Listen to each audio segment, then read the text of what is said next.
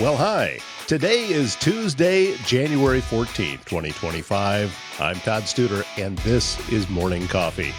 It's winter time. Things are going to be chilly for a while. I was looking at the forecast, and we've got the 0 degrees coming up again very, very soon. But, it's January. That's what we deal with. Say, I got a email the other day, and it was just a question from a viewer that said, hey, what's with the pizza box in the background? Well, you can kind of see it back here, that it sits on top of my radio with the rest of my a lot of mementos and things that memories and things like that. Well, that was given to me by a good friend of mine and a leader in the community. Her name is Nikki Ferguson. She's with Advanced Southwest Iowa Corporation. And it was at the last entrepreneurial meetup that we had just before Christmas. And I brought home some leftover pizza. We had that down at Barley's, and I brought home some leftover pizza. And she just written a very encouraging message on it. And it meant so much to me that it went back on the radio, and that's where I want to keep it. So that's what that's about. I'm not just keeping trash there, I promise. Coming up very soon on this program, we are going to be joined by Jessa Erickson and Jason Erickson. They are the owners of ThinkSpace IT, our latest sponsor to come on with Morning Coffee. We're going to learn a little bit more about what it is that they do. And also, it's a really fascinating conversation where we talk about AI and some of the different ways that it can help, and also some of the ways that maybe it falls short. So that's coming up in just a bit. Also, I wanted to let you know that this Thursday, 11 a.m. via Zoom is the first of the 2025 monthly education series from Alzheimer's Awareness and Rural Iowa Impact. So this is from the Alzheimer's Association Iowa chapter. They're offering this free monthly education series. It's via Zoom. It's for caregivers, families, people living with Alzheimer's and dementia, and you can learn all about all kind of aspects of the disease. In the presentation this month, again, coming up on Thursday, you'll learn about the Alzheimer's Association resources and support and how to get involved in the cause, specifically talking about what they're seeing in rural areas of Iowa and awareness of resources. And be Alzheimer's Association Iowa chapter board member Jim Fuedo. Jim, I'm hoping I pronounced your name right. He's from Carroll, and Laura Baker in Des Moines. So if you'd like more information, send an email to Jessica Duncan. That is jsduncan at alz.org. She's got a phone number that we'll post as well, 515-325-5287. And she can follow up with anyone that reaches out for the free CEU hour for nurses and sending objectives to social workers. A big thank you going out to Iowa Western Community College, continuing education contact hours awarded by Iowa Western Community College, Iowa Board of Nursing Provider number 6. So thank you, Jess, for getting that information over to me. Also, there is still time to get your tickets to the Council Bluffs Area Chamber of Commerce annual meeting. It's going to be on Thursday, January 30th at the Mid-America Center, hours from 5 until 8. And there will be a cocktail reception from 5 to around 5:45, and then through 7:30 will be the annual meeting of members. Tons of folks already going. They've got a lot of great table sponsors. My organization that I'm a part of, the Council Bluffs Business Connection, is sponsoring the 360 camera, so I'm going to be hanging out there. So if you're going, please stop by. You can still get tickets, but you do need to get your tickets by the 22nd. So just go to councilbluffsiowa.com and click on the events tab, and you will see the link there.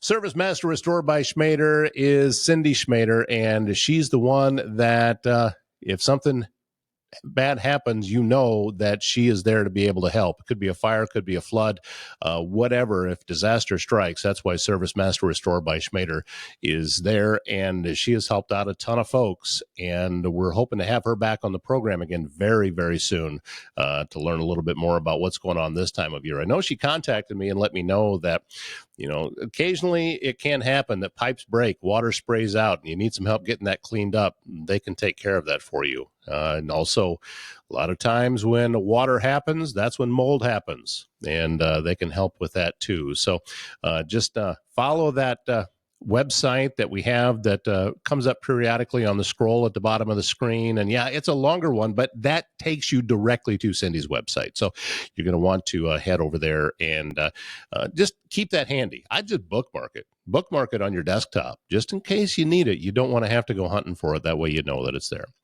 Foxco Fabrication, they are the folks that do such a wonderful job of making signs, making things out of metal, make these business cards that Rick got these over to me. These are really great.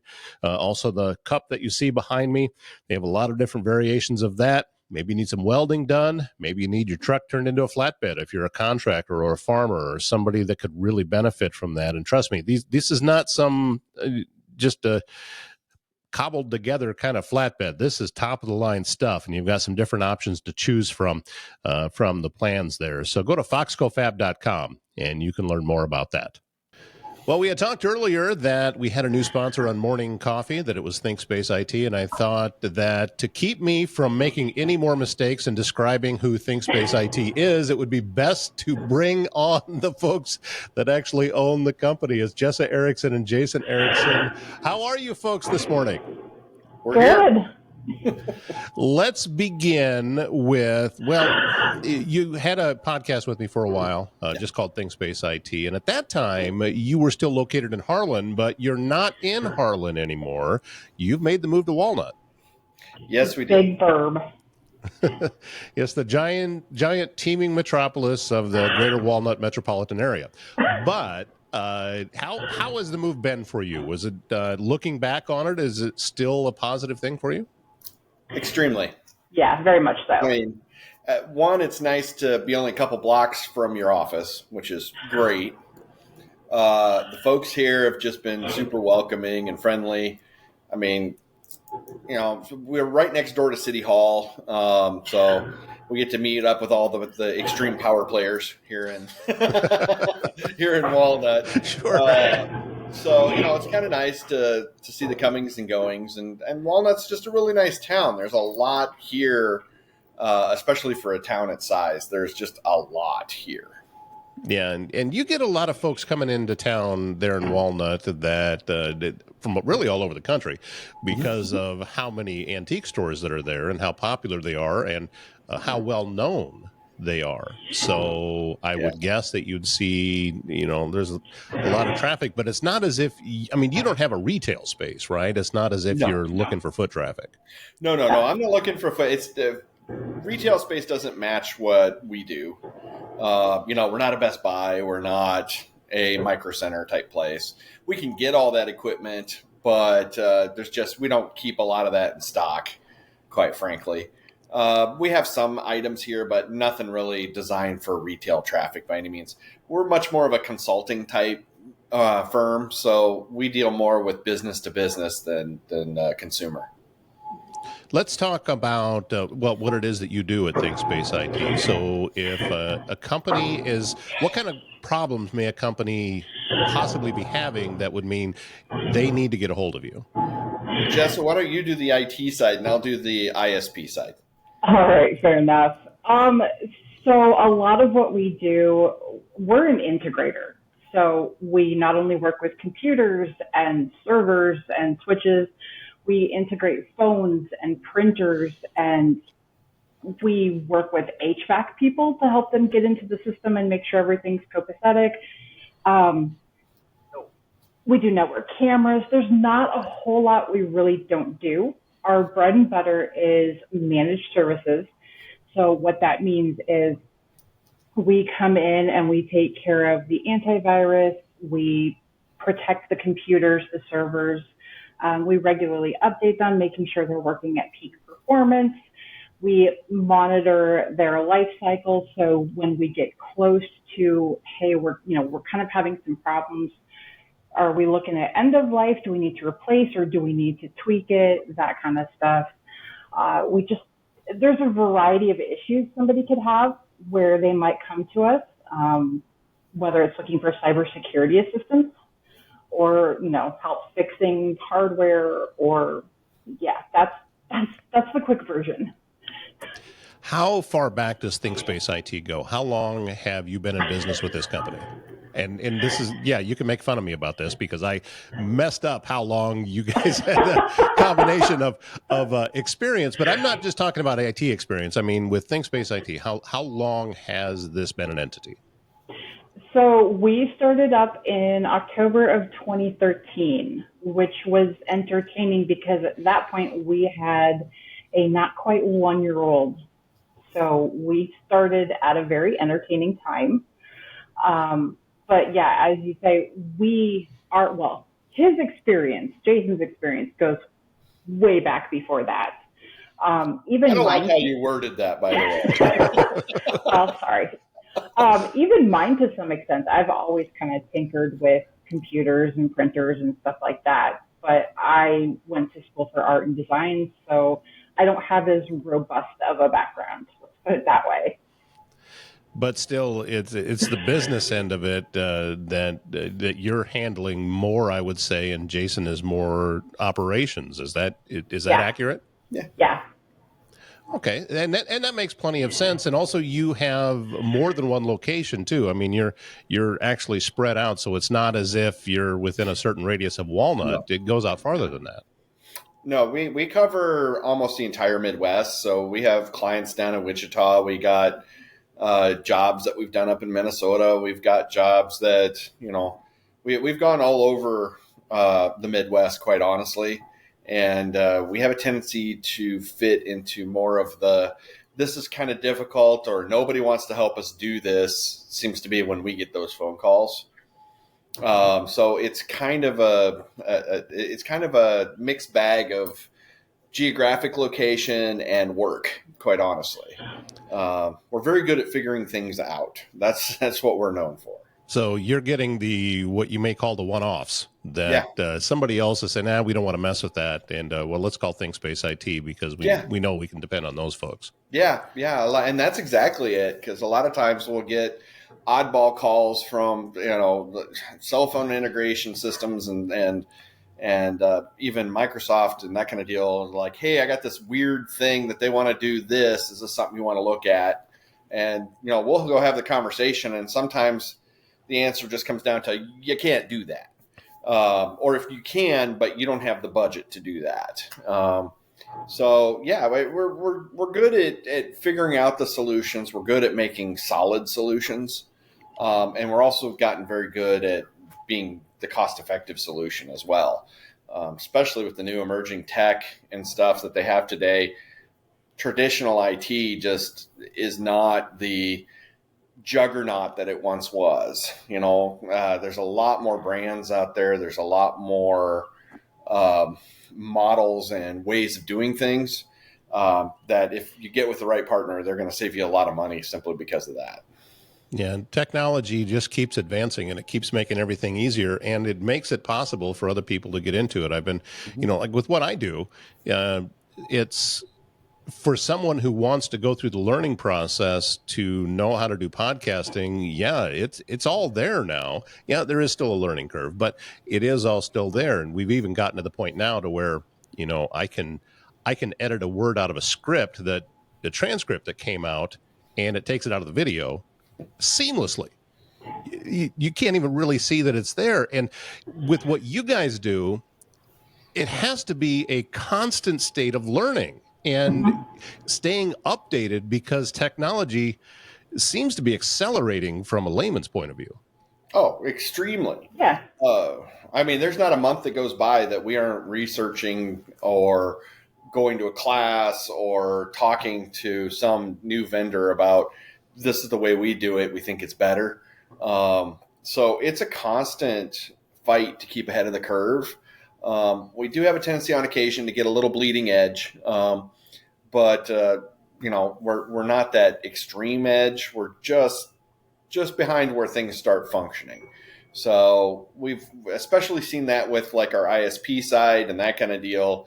A lot of the technologies that just seem to make sense for us, we're starting to work with construction companies and MDU, which are multi-dwelling units, apartments, and that kind of deal, where we're able to offer a lot of services for a lot less. Cable TV is an excellent example of that.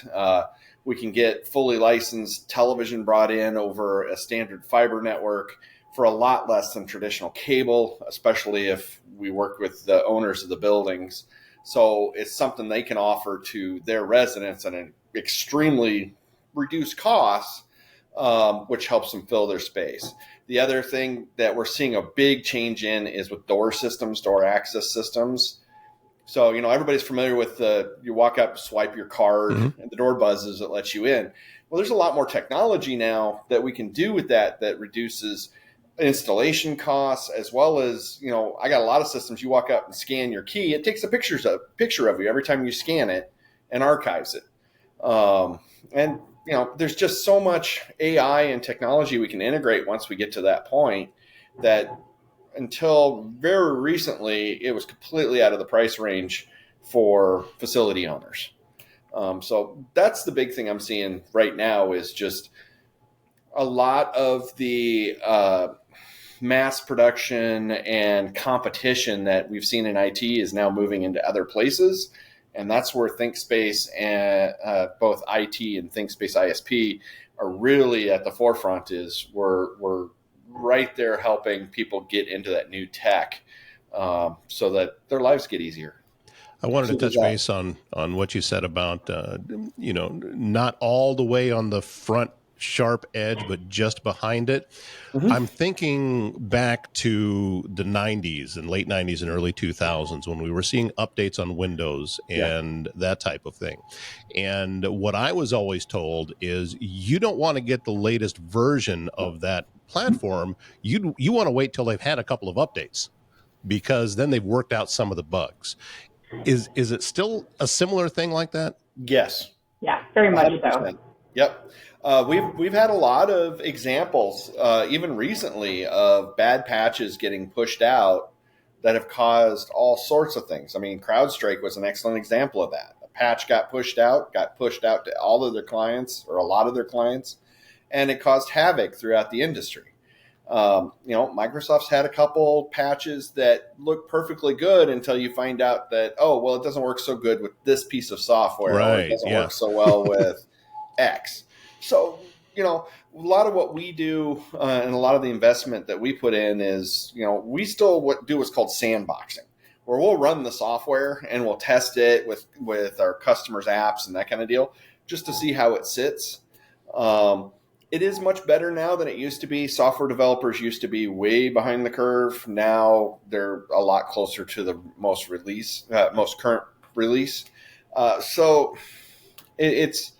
I still recommend a week waiting period for most patches. That fast, really? Unless it's critical. Most small businesses, and that's more, your small, medium businesses where that's going to get affected. But a week wait is actually not unreasonable. It gives it enough time so that you can hear on the news that this is blowing up the world before, you push it out to your clients and blow your clients up.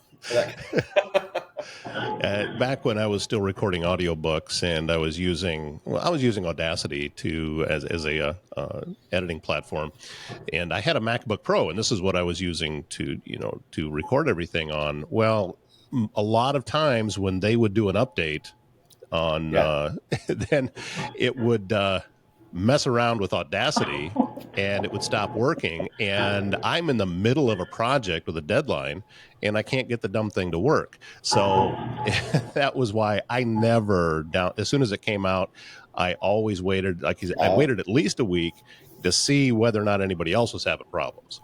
That was just my own little safeguard in there. So that just made me think of that as you were talking about that kind of stuff. And let's be honest, there's so many different pieces of technology out there that I don't know how they can anticipate all of them that would, in order to, because problems are going to come up because, it's just almost countless of how many things depend on what it is that you're doing. Yeah, because there's no way Company A knows what Company B is doing to their installation package. Mm-hmm. And, they may work great with the old version, but both of them release at the same time, and all of a sudden it's totally not functional anymore. It's, especially with the rate that stuff changes nowadays, oh my gosh, keeping up with patching and updating, I just don't fully know how companies can do it without somebody else doing it for them. It's a full-time job. You guys being in the industry that you're in, do you have what you would consider maybe a little more foresight into what is coming, or are you sometimes surprised just like the rest of us? I'm not generally as surprised as I used to be. A lot of times it's one of those, yeah, I kind of get it, that kind of deal. I mean, right now, the biggest thing that our crystal balls are a little cloudy on is all of the mergers and acquisitions that are going right now. You know, with company A buying company B or spinning off company C. There's a lot of churn in the industry right now, as far as who owns what and what's going to be around next month, you know? So my crystal ball is not always super clear, but a lot of times, big picture wise, I'm usually pretty good at that. A lot of the stuff that people used to hyperventilate about, everybody at this point 2 years ago was saying everything's going to be AI. And of course, we're in a world where AI is slowly coming in, but it didn't take over in a day like everybody was thinking. Yeah, that's being back into the industry that I've spent so much of my life in, and you're seeing all these AI voices now, and I can spot those a mile away. And there's even some radio stations trying to run, virtual jocks now, and it just what I don't think that AI has come up with yet is such as if you put something into Chat GPT and you have it write an article, yeah, it reads okay, but there's something missing, and to me, there's no heart to it. They have not been able to replicate the human element yet. And there's a big issue right now with that as well, where the facts aren't always super clear or strong, because we used to call it garbage in, garbage out, back in the day. It's your output is only as good as the data you put in. And the problem with a lot of the Chat GPT and that kind of deal, write me a report on this, it's going to grab anything and everything it's allowed to from the internet to compilate and put all that together for you. The problem is, as well as I do, there's a lot of rubbish on the internet. Right. Somebody spouting saying, I am the expert on everything.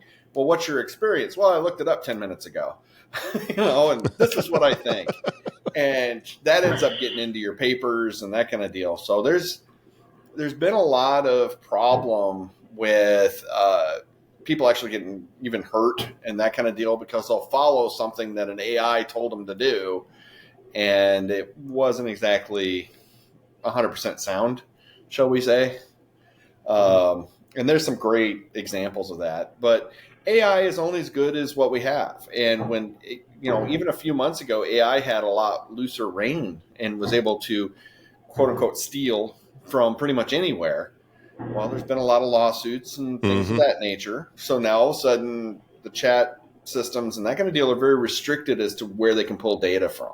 I kind of wondered when that first came out. I mean, to me, it seemed like a data version of LimeWire. And back when everybody was sharing files to share music, and that got shut down pretty fast. And it seems very similar to that because a lot of this information, if it's proprietary information, it could be something that's copyrighted that you're not giving, you're not crediting a source.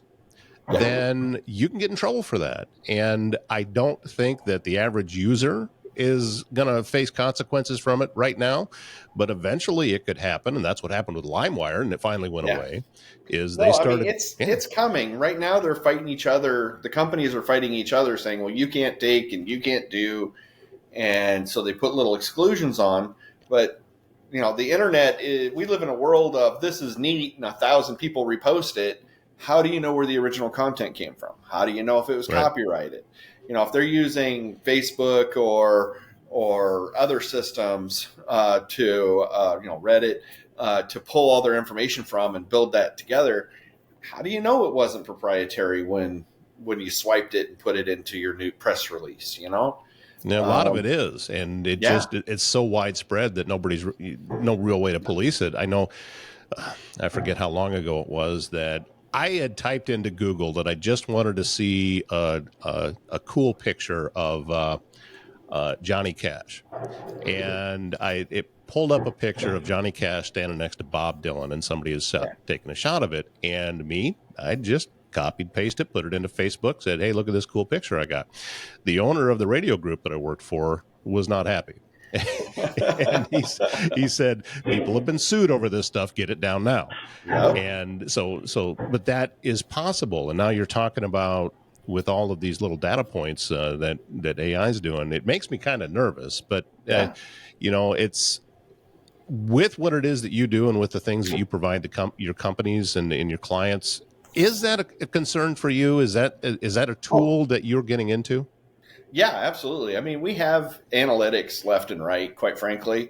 We don't use a lot of the compilation type AIs that would get us in trouble, but we use a lot of analytics to look for trends and we watch using analytics and that kind of deal. We'll use what viruses are on the upswing, what phishing attacks are on the upswing, and protect our clients using that kind of thing. We use analytics on our firewalls so that it actually shuts down parts of the internet if there's a huge push all of a sudden of bad players in that section of the internet.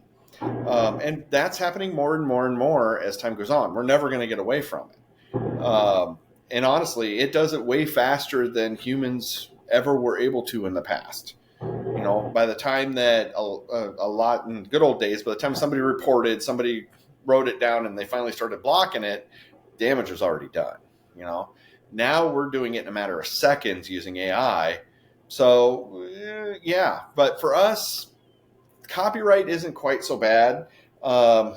Biggest copyright headaches I have is, people in apartments downloading copyrighted material. Mm-hmm. And so we'll get emails from the industries saying, hey, we think somebody at your location downloaded this. Tell them to knock it off. And then it's up to us to try to find it and shut it down, which is always fun because we don't track our clients. So more and more, I think we're going to see a huge push in analytics as far as copyright protection is going to be concerned. I think that's going to be something we're really going to see in the next couple of years, to the point where it's going to be much harder to do tours and all that kind of fun stuff, even through the VPNs, without getting flagged and somebody coming after you because you stole their movie or their song. Yeah, there's so much of that out there right now. And, I'm thinking pirating information early on in the internet was like really prominent, but now it's just so widespread that I don't know how they might catch somebody every once in a while, but, and they catch them a lot more than you realize. Do they? I will use ChatGPT sometimes. But I have never used it just as it kicks it out. If I type in something, I use it to get unstuck. If I'm struggling with an idea, and back when I was doing radio, and if I was writing a radio ad, there's times that I'd throw something in there. I said, just to give me a starting point, and then I'll completely rewrite it, and everything would, it'd be altogether different. But it did help me with that. So that's where I'm going with it. It's just a way to get out of the mud that might be in my head when I'm struggling with ideas. Yeah, and I'm the same way. Yeah, it's kind of like a muse, sort of. Yeah, almost. Yeah. I think that's a good way of putting it. Mm-hmm. I've used it to write copy for websites, for ads for myself, little marketing type stuff. I've used it to write documentation and processes. It is it's a push. It's sometimes a gentle push and sometimes a full on shove, but I always take a look at it and then put my own bit in there too.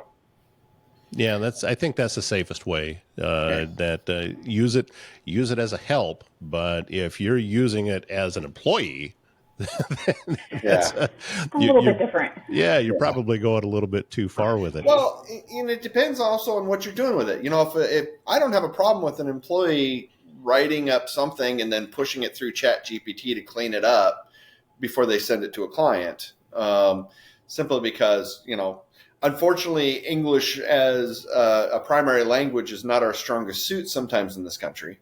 So we kind of need a little help every now and again to sound intelligent when we write. And ChatGPT is very good at that. Yeah, and even those of us who were born here struggle with that. No, I was talking about those of us who were born here. Like I said, English is a first language, would be myself. Well, and I do know people that I produce podcasts for that will take, because the platform that I use creates a transcript of the entire, and it's very, very good, and it's very accurate as far as the script of what was just talked about. They will copy and paste an entire transcript into ChatGPT and say, hey, write me a brief summary that I can use on the description. And it's pretty good at that. And there is no proprietary at that point. You know, that's all them and all of what they had talked about. So I think that's a great way and a great shortcut to be able to use these kind of things. And there's so many different things as technology has advanced that makes my life easier of what it is that I do. And I know that, but being in the industry that you're in, it's going to be constant checks and balances to make sure that, you know, you have to be a lot tighter with things than I do. I can get away with a whole lot more than what ThinkSpace can. Well, we just don't want to be caught, and we don't want to be on the wrong side of it, because that's not a front page article that anybody wants to see about themselves. Is, you know, so and so caught doing X, and no matter how harmless or unintentional it was. Well, as you know, because you guys have worked with me before, I never know how these conversations are going to go. And this zeroing in on AI, I think is kind of cool, and it wasn't anticipated, but I never really knew the way it was going to go. I'm looking forward to getting you guys on regular, getting IT tips, getting different things that we can put out there for businesses. And I have a feeling that it's not just businesses. I think that individuals can pick up some tips with this too, with what it is that we're doing. And I'm thrilled to be working with you again. And it's going to be a lot of fun. And plus, you guys you're so personable. You work so well together. You interact so well together. I learned that the first time I was with you in the same room. I thought, oh man, are they serious? No, this is just great. This is how they relate to each other, and everything is so good natured. So thrilled that all of this has come together again. Yep. We're back to having the arguments and negotiations in public again. So this ought to be fun. Very cool. No, kids, it's all right. Mommy and Daddy aren't fighting. They're just discussing very loudly. Yes. Yep. We've had that conversation with employees before. We're not actually mad at each other. We're just discussing loudly. We just don't think the other person is hearing us, and so we get louder and louder. Exactly. Jessa Erickson, Jason Erickson, the company is ThinkSpace IT, and ThinkSpaceIT.com is the website if you'd like to learn more about what it is that they do. And we'll be talking with you again really soon. Thank you so much for your time. You bet. Thank you. More great sponsors of Morning Coffee include Sprout Marketing Solutions. Kelsey and her team are there to be able to help you get the word out better about your business. And they can handle it online. She can help you with direct mail. There's a lot of different options that Kelsey can do. So go to SproutMarketingSolutions.com. Take a look at not just what it is that they provide, but also look at the sponsors or look at the clients they already have. It's an impressive list. And you know that the reason that list is there and the reason that list is growing is because they're seeing success. So go to SproutMarketingSolutions.com to learn more. And when you talk to her, tell her Todd sent you. Won't get you anything, but at least you can tell her I said hi. Well, there is a Coffee and Context coming up in just a little bit this morning. I don't know what time you're watching this, but it's released early in the morning, and at 8 o'clock on Tuesday morning is a Coffee and Contacts. I believe it's Curry Management is hosting at this time, but it's going to be at the Chamber of Commerce office on the 100 block. So if you're seeing this ahead of time and still have time to come down, stop by, say hello. I'll be there, and I look forward to seeing you. That's going to wrap up this show on this Tuesday. Thank you so much for joining me. My name's Todd Studer. We'll see you again tomorrow morning.